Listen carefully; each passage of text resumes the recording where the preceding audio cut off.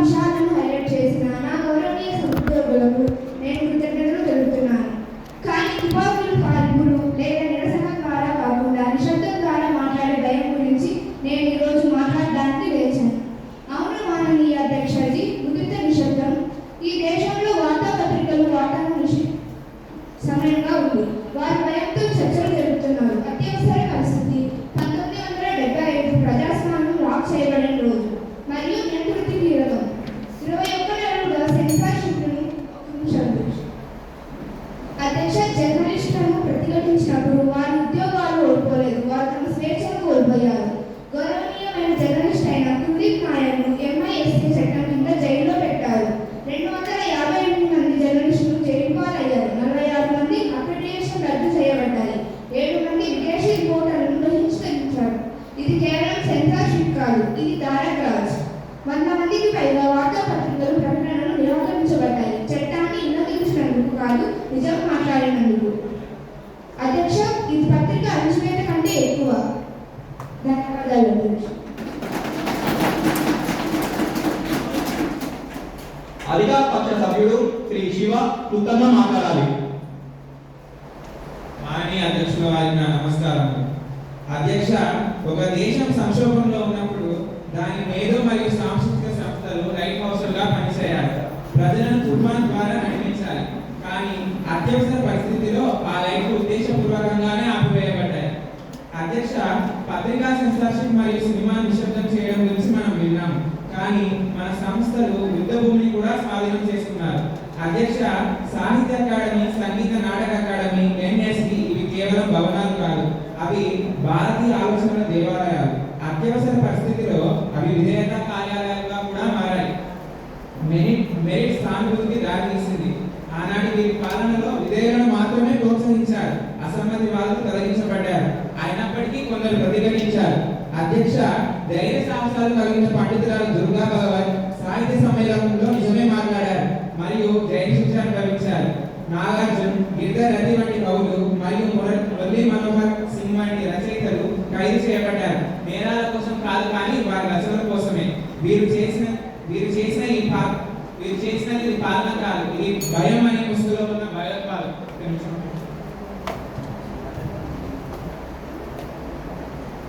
కానీ భారత్ గతి దృఢంగా ఉంటుంది. అధ్యక్ష, ఇక్కడ ఒక కవిత కూడా ప్రభుత్వాన్ని ఎదుర్కోగలదు మరియు ఈ రచయితలు మనకు గుర్తు చేశారు. అదేమనగా సత్యం ఎప్పుడు ఓడిపోదు, అది వేచి ఉంటుంది. అధ్యక్ష, కళను అధికారం ద్వారా సవరించినప్పుడు మనం ఇకపై ప్రజాస్వామ్యంలో లేము, మనం దాంతో రాజనీతిలో ఉన్నామని గుర్తించాల్సి ఉంటుంది. मैं अभय व्यक्त करता हूँ कि मुझे उन्ना है, लेकिन बहुत हिंदुस्तानियों को लिए बोलने का अवसर मिला और मैं विनम्रता से गर्व के साथ कहना चाहता हूँ, भारत माता की जय। जय हिंद। ప్రతిపక్ష సభ్యురాలు శ్రీ వల్లిక ఉత్తమ మాట్లాడాలి.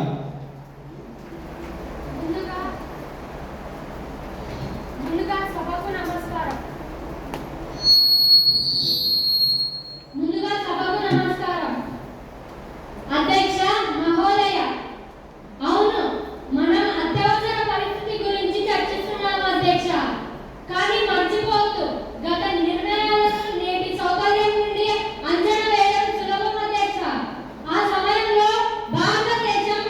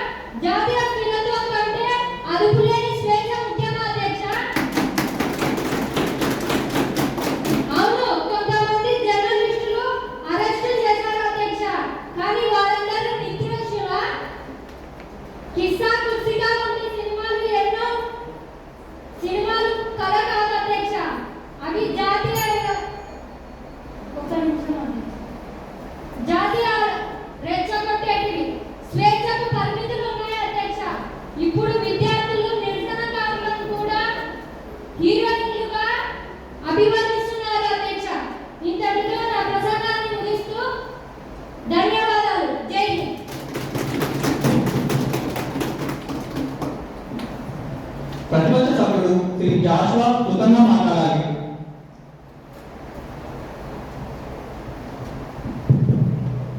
మాననీయ అధ్యక్షుడు మహోదయ్, అధికార పాలనలో వచ్చిన సుదీర్ఘ ప్రసంగాలు ఉన్న తర్వాత నేను ఈరోజు వచ్చాను అధ్యక్ష. నా నాటకం సాహిత్యం కొంత నాటకాల్లో ఉన్నాయి అధ్యక్ష. ప్రజాస్వామ్యం ఒక రాత్రిలో సమాజ చేయబడింది మరియు పునరుత్థానం చేయబడిందని ఎవరైనా నమ్ముతారు అధ్యక్ష? అవును అధ్యక్ష. ఈరోజు మనం అత్యవసర పరిస్థితి గురించి మాట్లాడుతున్నాము, కానీ అది మన రాజ్యాంగ చరిత్రలో ఒక తీవ్రమైన సంఘటనని అనుకోవడం మనం ఆపగలమా? అది కష్టకాలమే, కానీ కష్టకాలంలో తరచుగా కఠినమైన నిర్ణయాలు తీసుకోవడం అవసరం అధ్యక్ష. అది విధానాన్ని తీసుకున్నారని చెప్పి చెప్తున్నాను అధ్యక్ష. ఈ ఎయిర్ కండిషన్ సభలో మనం సౌకర్యవంతంగా కూర్చోవడం, అది 5 దశాబ్దాల కింద తీసుకున్న నిర్ణయాలపై తీవ్రంగా సోషల్ మీడియా హెడ్లైన్స్ లో ఎక్కడానికి సిద్ధంగా ఉన్నాయి అధ్యక్ష. అవును అధ్యక్ష, మీరు మనం సమాంతర రాష్ట్రం కోసం పోరాడుతున్నాం అనుకుంటున్నామే, కానీ సమాంతర రాష్ట్రం వస్తుందా? ఒక నిమిషం అధ్యక్ష. చివరిగా నేను చెప్పవచ్చేది ఏంటంటే అధ్యక్ష, మనం అసలు మనం ఆ చరిత్రను ఆధారంగా పాయింట్ సాధించడానికి ఉపయోగించవచ్చు అధ్యక్ష. దాని నుండి మనం నేర్చుకొని ముందుకు సాగాలి, అంతేగాని అది ఆయుధంగా ఉపయోగించవద్దని చెప్పి నేను చెప్తున్నాను అధ్యక్ష. ఇంతలో నా పాలన చూస్తున్నాను. ధన్యవాదాలు. 12వ అంశం పత్రికల ఐక్యత.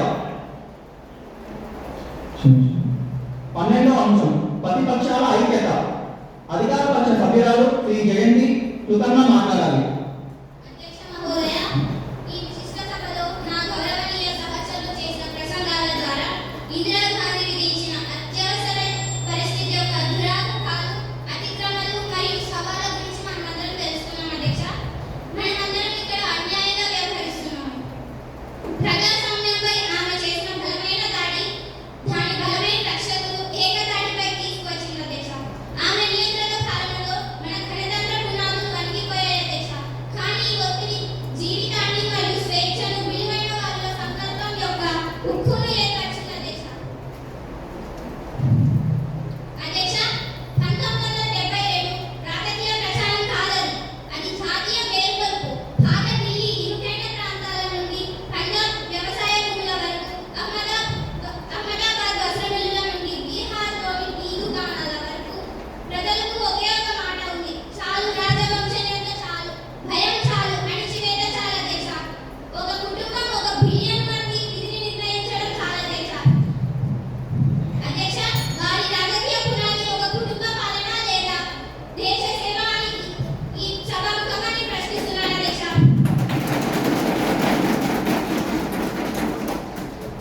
అధ్యక్ష, ప్లీజ్ కన్క్లూడ్. మేము బీజేపీ సభ్యులం. వారి వారసత్వం మాతో తీసుకెళ్తున్నాం. మేము దృఢ నిశ్చయం, త్యాగం, సాధ్య ప్రయోజనాలు, పిల్లలు మరియు ఆ రోజు నేను 2 వైపులా ఉన్న నా సహోద్యోగులు గుర్తు చేయాలనుకుంటున్నాను అధ్యక్ష. మనల్ని ఇక్కడ నిలబెట్టింది మన ప్రజలే. ధన్యవాదాలు.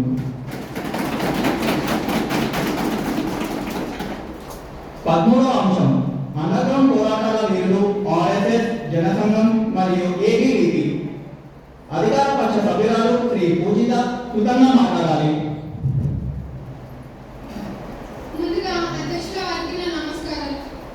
మాననీయ అధ్యక్ష, నేను ఈ లోక కాంగ్రెస్ సదస్సు చరిత్రలో ఒక అధ్యాయాన్ని గుర్తు చేసుకోవడానికి మాత్రమే కాదు, రాజ్యాంగం ముట్టడిలో ఉన్నప్పుడు లైన్లో ఉన్న పేర్లను ఎప్పుడు ముద్రించబడని, పోస్టర్లలో ముఖాలు ఎప్పుడు కనిపించని వారిని జ్ఞాపకం చేసుకోవడానికి కూడా నేను ఈరోజు నిలబడ్డాను. అత్యవసర పరిస్థితి 1975. అధ్యక్ష, ఇది ఒక తీర్పు, ఇది ఒక కోర్టు గది తీర్పు. అధికార సింహాసనాన్ని కదిలించిన క్షణం మరియు జవాబుదారీతనాన్ని అంగీకరించడానికి బదులుగా ప్రతిస్పందన అణచివేత చేయబడింది. అధ్యక్ష, అలహాబాద్ హైకోర్టు తీర్పు ప్రధానమంత్రి ఎన్నిక చెల్లదని ప్రకటించింది. పదవి నుంచి దిగిపోవడానికి బదులుగా ఆర్టికల్ 352ను అంతర్గత గందరగోళం అనే సాగుతో ప్రయోగించారు. అధ్యక్ష, ఇది జాతీయ అత్యవసర పరిస్థితి మాత్రమే కాదు, ఒకే కుటుంబం యొక్క అధికారాన్ని కాపాడుకోవడానికి ఇది ఒక రాజకీయ అత్యవసర పరిస్థితి. Please conclude.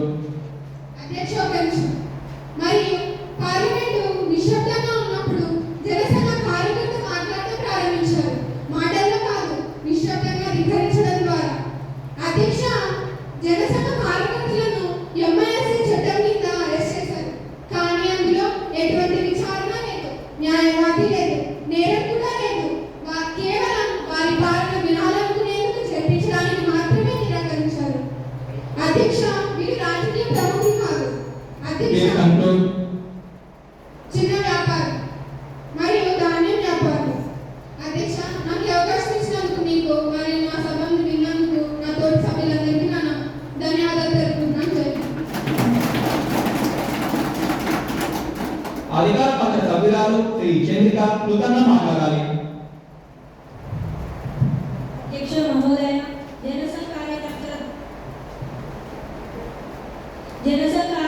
ధైర్యం మరియు నిర్భయ సంకల్పం గురించి మనం విన్నాం.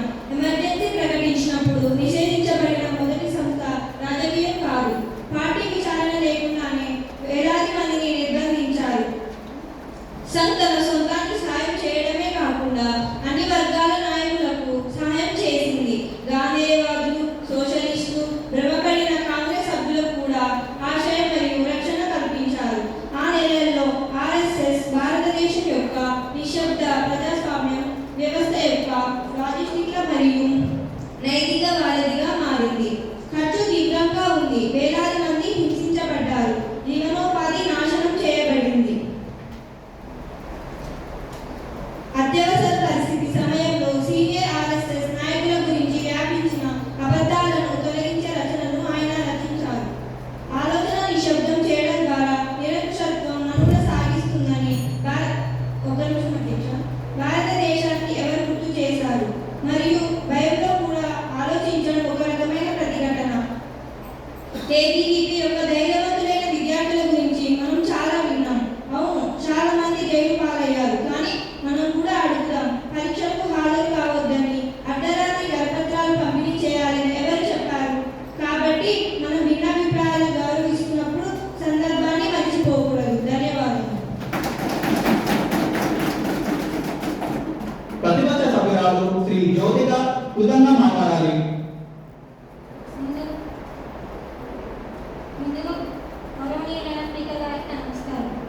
అధ్యక్ష, మన మాజీ ప్రధానమంత్రి శ్రీమతి ఇందిరాగాంధీ ప్రకటించిన అత్యవసర పరిస్థితి గురించి మనకు చాలా చెప్పబడింది.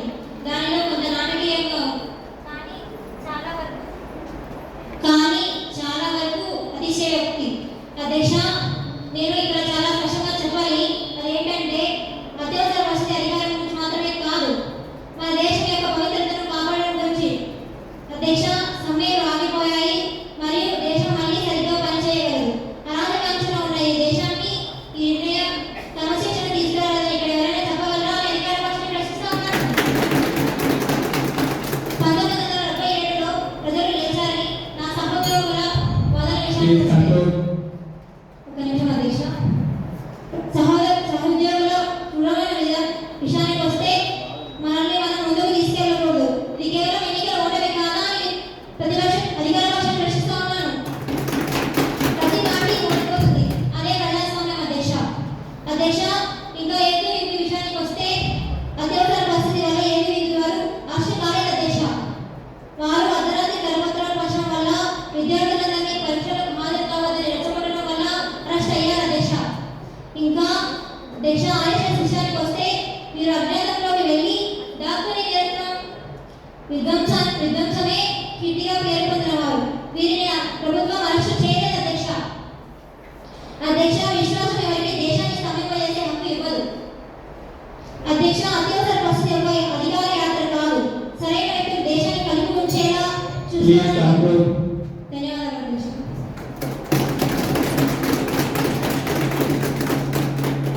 14వ అంశం, తదుపరి తరాన్ని బ్రెయిన్ వాష్ చేయడం రాజకీయ ఆయుధంగా విద్య.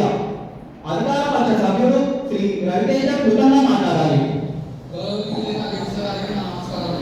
1975 అత్యవసర పరిస్థితిలో ఇందిరాగాంధీ గారి నేతృత్వంలోని కాంగ్రెస్ ప్రభుత్వం మన విద్యా వ్యవస్థను నిశ్శబ్దంగా కానీ ప్రమాదకరంగా కానీ హైజాక్ చేయడం గురించి ఈరోజు మాట్లాడడానికి నేను లేచాను. స్వేచ్ఛ ఆలోచన మరియు నిజాయితీల అభ్యాసం కోసం ఉద్దేశించిన మా తరగతులు సైద్ధాంతిక నియంత్రణకు సాధనాలుగా మారాయి. అధ్యక్ష, విద్య కేవలం వాస్తవాలు మరియు గణాంకాల గురించి కాదు, ఇది ఆత్మ గురించి విచారించడానికి, సవాలు చేయడానికి, తిరగడానికి ఒక గొప్ప స్ఫూర్తి. అధ్యక్ష, ఈరోజు విద్యా వ్యవస్థ ఒక నిమిషం. చివరిగా ఈ సభాముఖంగా ఒక విషయం తెలియజేయాలనుకుంటున్నాను.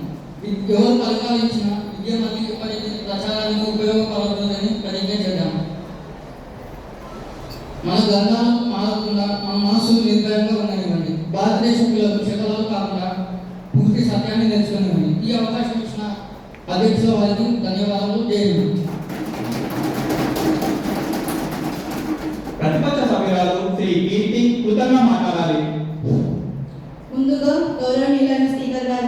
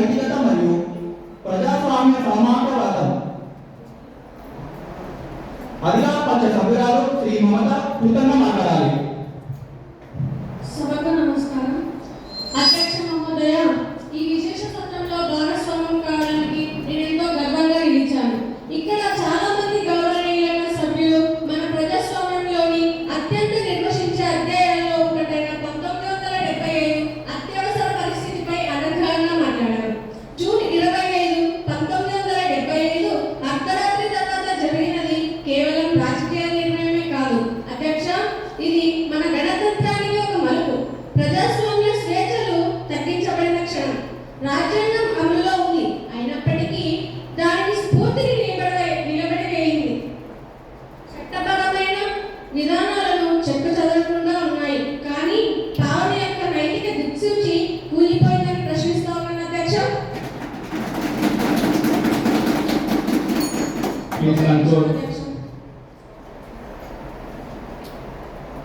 జనతా కూటమి ఇతరులు ఒక సాధారణ వాగ్దానంలో కలిసి వచ్చారు.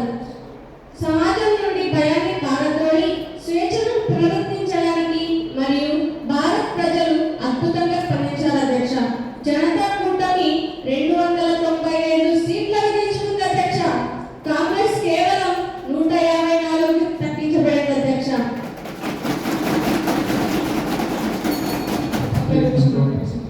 ఊహించలేనిది జరిగింది. ప్రధానమంత్రి స్వయంగా రాయబారి కోల్పోయారు. ఈ ఓటమి నిరంకుశ పాలన దెబ్బతీసింది అధ్యక్ష. వీధులు ఆనందంతో నిండిపోయాయి. లెక్కింపు కేంద్రాలు వెలవెలలాడాయి. ప్రజలు మరియు వేదికల్లో గుమ్మగూడారు. ఆపై మార్చి 21, 1977 తెల్లవారుజామున శ్రీమతి ఇందిరాగాంధీ స్వయంగా సైరన్లు లేకుండా నిశ్శబ్దంగా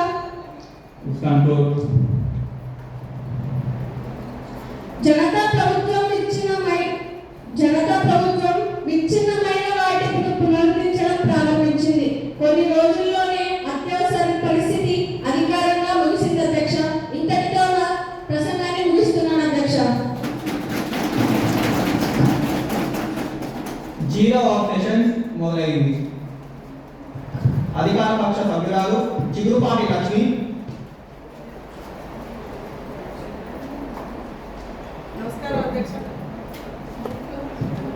ప్రతిపక్ష సభ్యురాలు శ్రీ రోహిణి వత్సవైసి,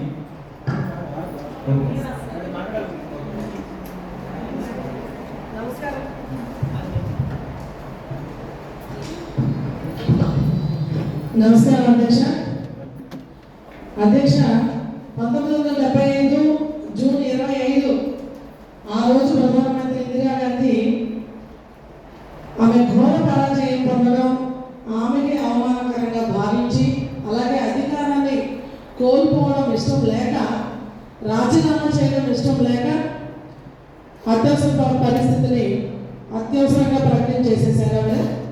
ఆ ఎన్నిక చెల్లదు అని ఎప్పుడైతే రాజనారాయణ గారు లాంటి వాళ్ళు దేశంలో యొక్క ముఖ్య నేతలు సుప్రీంకోర్టుని అప్రోచ్ అయ్యి పిటిషన్ దాఖలు చేశారో ఆవిడ అప్పుడే భయపడ్డారు. ఎమర్జెన్సీని పెట్టి దేశంలో లక్షలాది మంది ప్రజలు ఎన్నో ఇబ్బందులకు గురయ్యారు అధ్యక్ష. ఆ రోజున వారిలో చాలా మంది మనకు ఫ్రీడమ్ ఫైటర్స్ ప్రాణాలు కోల్పోవడం కూడా జరిగింది అధ్యక్ష. సాధారణ ప్రజల జీవన విధానం ఎంతో అల్లకల్లోలమైనటువంటి పరిస్థితి. ఎవరు ఏ జైల్లో ఎక్కడ ఉన్నారో, కనీసము బతికున్నారో చనిపోయారో, అసలు దేశంలో వాళ్ళు ఏంటి పరిస్థితి అనేది తెలియలేని పరిస్థితుల్లో కనీసం ఏదైనా తెలుసుకోవడానికి కూడా పత్రికలు కానీ మీడియాని కానీ వాళ్ళ నోరు నొక్కేసినటువంటి పరిస్థితి ఆ రోజు నెలకొంది అధ్యక్ష. మామూలుగా అయితే ఒక దేశంలో ఎమర్జెన్సీ ఎప్పుడు ప్రకటిస్తారు అధ్యక్ష? ఏదైనా ఒక దేశం మన దేశం మీద యుద్ధం చేసినప్పుడు, లేదా మన దేశంలో ద్రవ్యోల్బణం ఎక్కువైపోయి ఆర్థిక అసమానతలు, ఆర్థిక సంక్షోభం ఉన్న పరిస్థితుల్లోనో, లేదా రాజ్యాంగానికి ఏదైనా భంగం వాటిల్లి అంతర్గత కల్లోలాలు ఎక్కువైన పరిస్థితుల్లోనూ అత్యవసర పరిస్థితులు విధిస్తారు అనేది మనందరికీ తెలిసిన విషయం అధ్యక్ష. కానీ ఆ రోజున ఇందిరాగాంధీ గారు కేవలం ప్రధానమంత్రి కుర్చీని వదులుకోవడం ఇష్టం లేక, అధికార దాహంతో ఈ ఎమర్జెన్సీని ఆ రోజున ఆవిడ విధించడం జరిగింది అధ్యక్ష. ఏది చేసినా ఆవిడ ఏకపక్ష నిర్ణయం, ఎవరితో సంప్రదింపులు జరపడం కానీ, రాష్ట్రపతి గారి అభిప్రాయాన్ని స్వీకరించడం కానీ అలాంటిది జరగలేదు అధ్యక్ష. ఇది దేశానికి, భారతదేశ ప్రజలకు ఒక చీకటి అధ్యాయంగా కాంగ్రెస్ పార్టీ ఆ రోజున చరిత్రలో ఒక హీన స్థితికి, ఒక పేజీని క్రియేట్ చేసుకుంది అని సభాముఖంగా నేను సభ్యులందరికీ తెలియజేస్తున్నాను అధ్యక్ష. అలాగే ముఖ్యమైన ఒక విషయం చెప్పాలి అధ్యక్ష. సంఘ్ పరివార్ ఆర్ఎస్ఎస్ మరియు జనసంఘ్ కార్యకర్తలు సమాజంలో చైతన్యాన్ని నింపేటటువంటి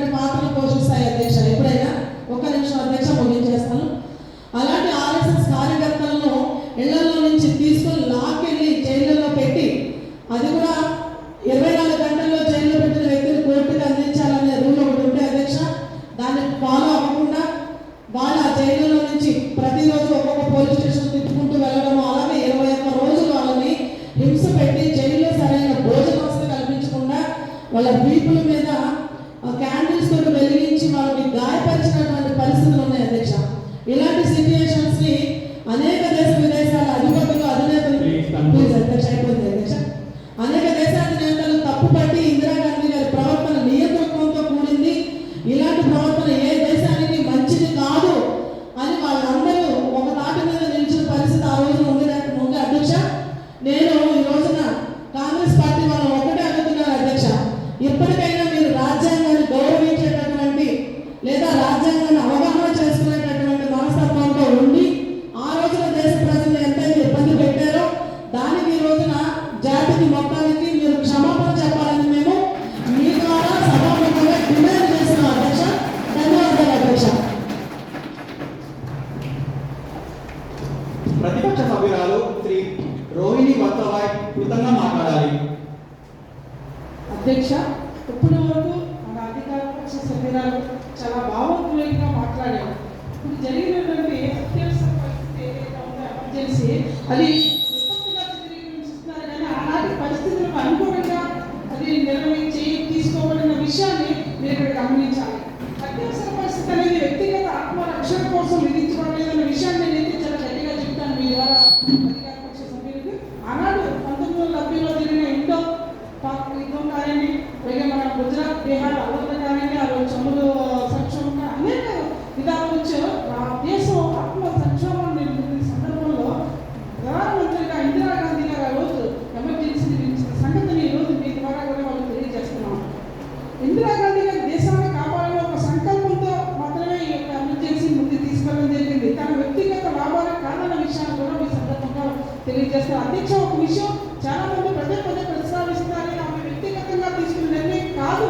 ఆ రోజు ఇందిరాగాంధీ గారు క్యాబినెట్ సమావేశం పెట్టి నిర్ణయం తీసుకున్న విషయం మీ ద్వారా మన అధికార సభ్యురాలు చిగురు లక్ష్మికి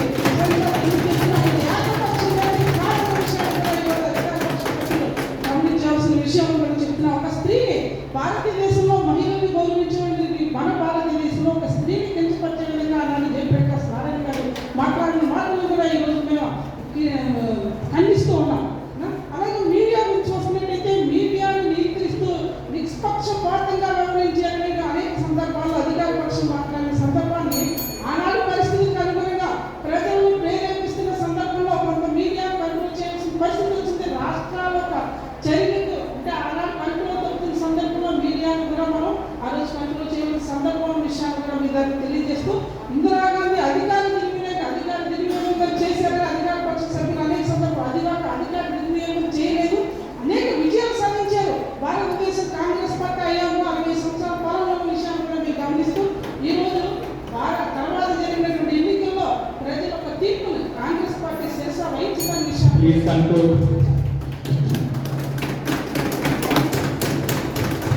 అధికార పక్ష సభ్యురాలు సివి జయలక్ష్మి గారు కృతంగా మాట్లాడాలి.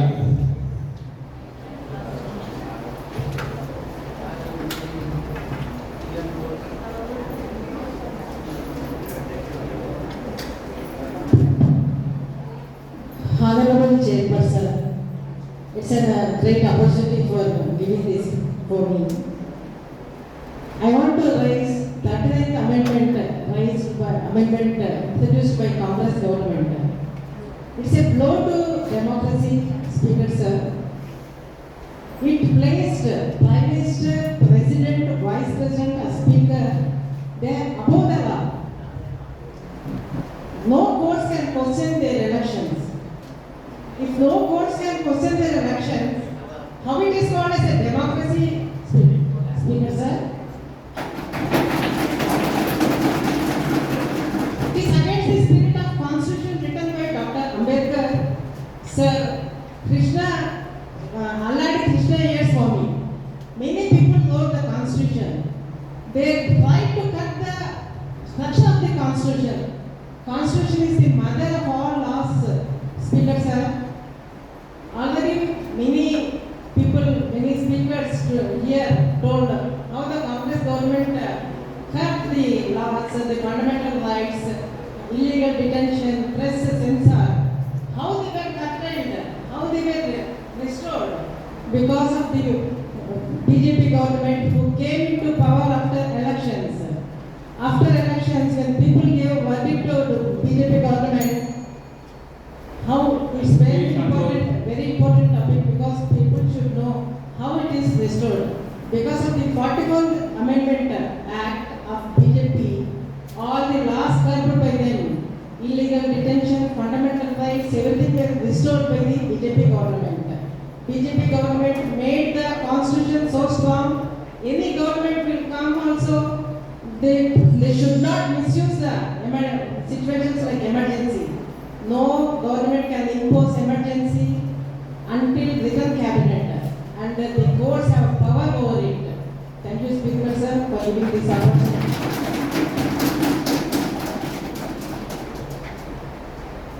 అధికార పక్ష సభ్యురాలు విజయలక్ష్మి గారు క్లుప్తంగా మాట్లాడాలి.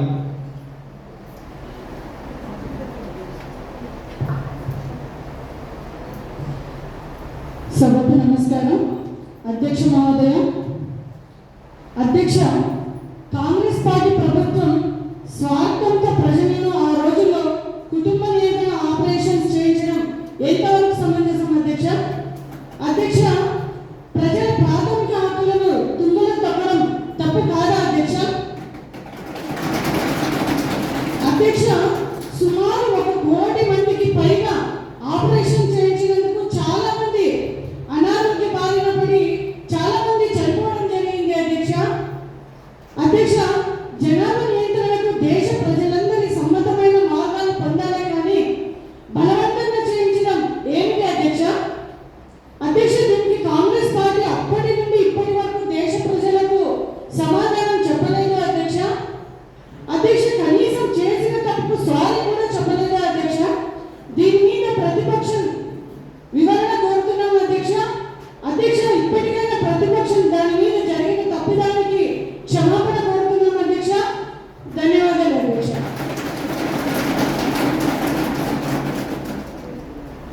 ప్రతిపక్ష సభ్యులు శ్రీ స్వాతి క్లుప్తంగా మాట్లాడాలి.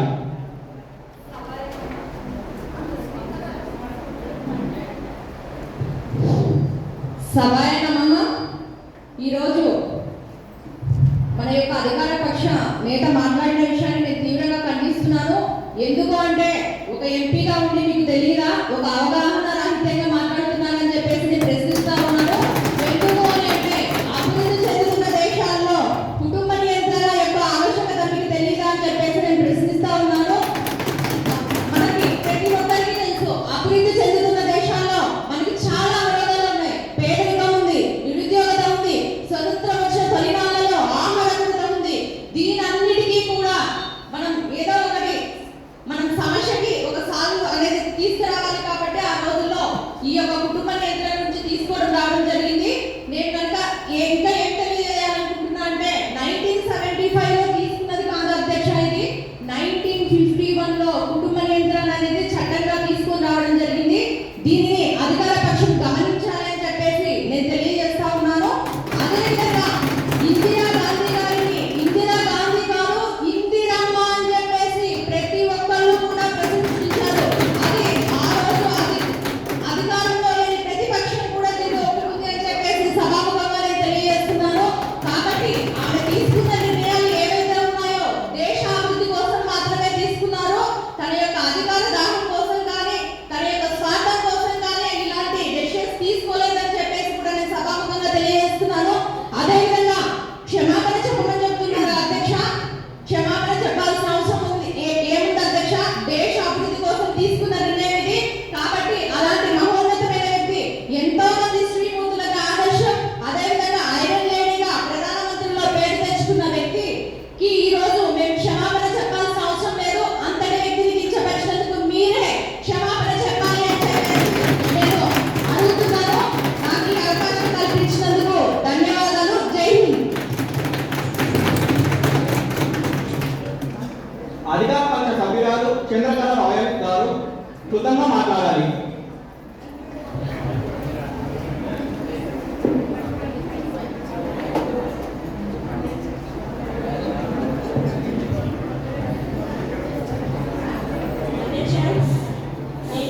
ప్రశ్న అడుగుతున్నాను అధ్యక్ష. జస్టిస్ అన్నా అని ఆయన హీరో అని అంటారు. ఇప్పుడు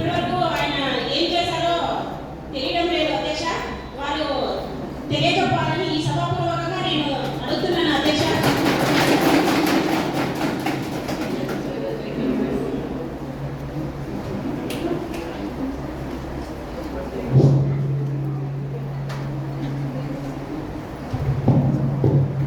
ప్రతిపక్ష సభ్యురాలు శ్రీ శోభ అబ్బాయి క్లుప్తంగా మాట్లాడాలి. కన్నా గారు ఏం చేశారని అడుగుతున్నారు అధ్యక్ష. సభాముఖంగా అందరికీ నేను నమస్కారాలు తెలియజేస్తున్నాను. అధ్యక్ష గారికి కూడా నేను నమస్కారాలు తెలియజేసుకుంటున్నాను. కన్నా గారు ఏం చేశారంటే జస్టిస్ అంటే ముగ్గురు జస్టిస్లకు ఒక అత్యవసర పరిస్థితిలో మనం ఎమర్జెన్సీని ఏర్పాటు చేసుకునేప్పుడు ఆ ముగ్గురు జస్టిస్లు తీర్మానం చేశారు ఆమె తప్పు లేదు అని. అప్పటికి ఇలా కన్నా గారు ఏం చేశారంటే 21 ఆర్టికల్ ప్రకారంగా ఈమె తప్పు, ఇది తప్పు, రాజ్యాంగ విరుద్ధం అని చెప్పినప్పుడు ఆయనను మేము ఒప్పుకోవడం తప్పలేదు. అంతే తప్ప ఆయనేమి హీరో కాదు, ఆయనేమి హీరో కాదు. కాకపోతే ఆయన మేము చేసిన తప్పులను ఎత్తి చూపించారు. అందుకని ఇందిరాగాంధీ గారు ఆయనను జస్టిస్ పదవి నుంచి తీసేసి వేరే పదవిలో ఆయనను పెట్టినా కూడా ఆయన పోరాడినందుకు ఇందిరాగాంధీ ఆయనను హీరోగా ప్రకటించారు. కాకపోతే మేము అడిగేది ఏమంటే ఇందిరాగాంధీ గారు చాలా తప్పులు చేశారని అవతల చెప్తున్నారు. అది ఆ రోజుల్లో మేము బ్లైండ్గా నమ్మాం, గుడ్డిగా నమ్మాం. కాకపోతే ఇప్పుడు నమ్మడం లేదు సార్.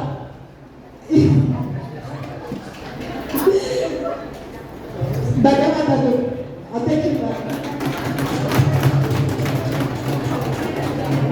పార్టీ మారబోతున్నారు. అధికార పక్ష సభ్యుడు సుభాషిణి గారు క్లుప్తంగా మాట్లాడాలి.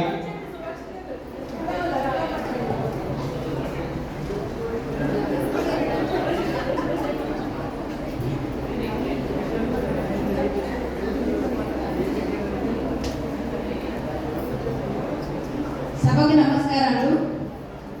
అధ్యక్ష, రాత్రికి రాత్రే ఎమర్జెన్సీ ప్రకటించేశారు. పత్రిక వాళ్ళ స్వేచ్ఛని భంగం చేసేశారు. ఎక్కడ వాళ్ళని అక్కడ అరెస్ట్ చేసి పడేశారు. అట్లా అరెస్ట్ ముందు పత్రికల వాళ్ళంటే ఎక్కడైనా కూడా వాళ్ళకి ముందు స్థానం ఉంటుంది. వాళ్ళు ప్రభుత్వానికి, దేశ ప్రజలకి వారధి లాంటి వాళ్ళు, ఎంతో అత్యున్నత స్థానం ఉన్న వాళ్ళు. దేశ ప్రజలకి, ప్రభుత్వానికి మధ్య ఏ విషయాలైనా తెలియాలంటే, వార్తలు తెలియాలంటే వారు అతి ప్రాముఖ్యత వహించినారు. అలాంటి వాళ్ళని అరెస్ట్ చేయాల్సిన అవసరం ఏముంది? ప్రజలకు దేశం గురించి, దేశ ప్రభుత్వం ఏం చేస్తుందో ఎలా వాళ్ళని అరెస్ట్ చేసేస్తే ఈ సమాచారం ఎలా తెలియాలి? ఎవరు అరెస్ట్ అయ్యారు, ఎవరు బయట ఉన్నారు, దాని వాళ్ళు ఎక్కడున్నారో ప్రజలకు తెలిసే అవకాశమే లేకుండా చేసేశారు. అదొక చీకటి రోజులు అయిపోయినాయి ప్రజలకి. ఇంకొక నిమిషం మాట్లాడాలి. ఎందుకని దీన్ని బట్టి ఏం అర్థమవుతుందంటే వాళ్ళ నిరంకుశత్వ పాలన, ఆ ప్రభుత్వం నిరంకుశత్వ పాలన ప్రజలకు తెలియకూడదు. వాళ్ళు చేసే అన్యాయాలు, దుర్మార్గాలు ప్రజలకు తెలియకూడదని దానికోసమే వారు అరెస్ట్ చేశారని అర్థమవుతుంది. దీనికి ప్రతిపక్ష సభ్యులు సమాధానం చెప్పవలసింది.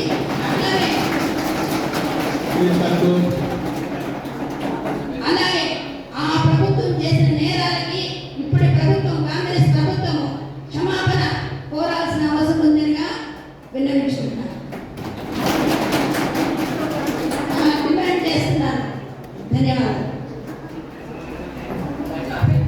ప్రతిపక్ష సభ్యురాలు వేదావతి గారు క్లుప్తంగా మాట్లాడాలి.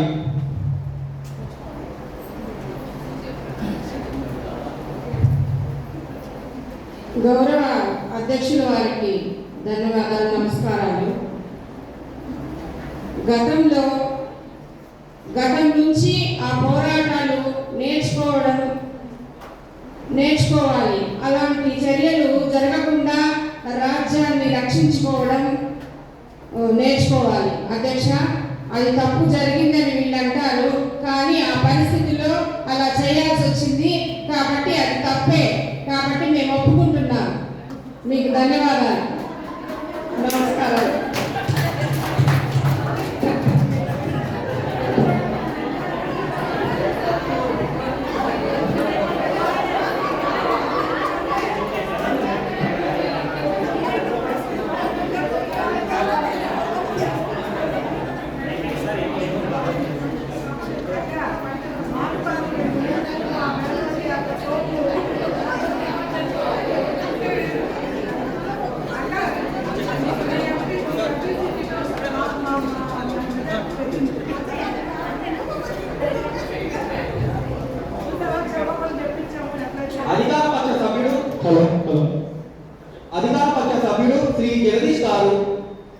తులసమ్మ మాట్లాడతారు.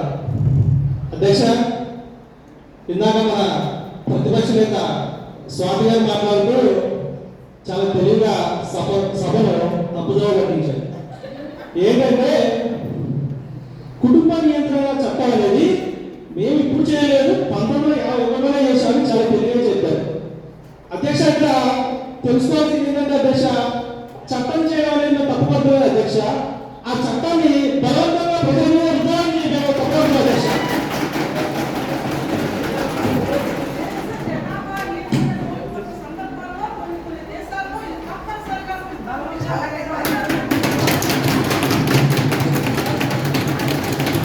స్వచ్ఛమైన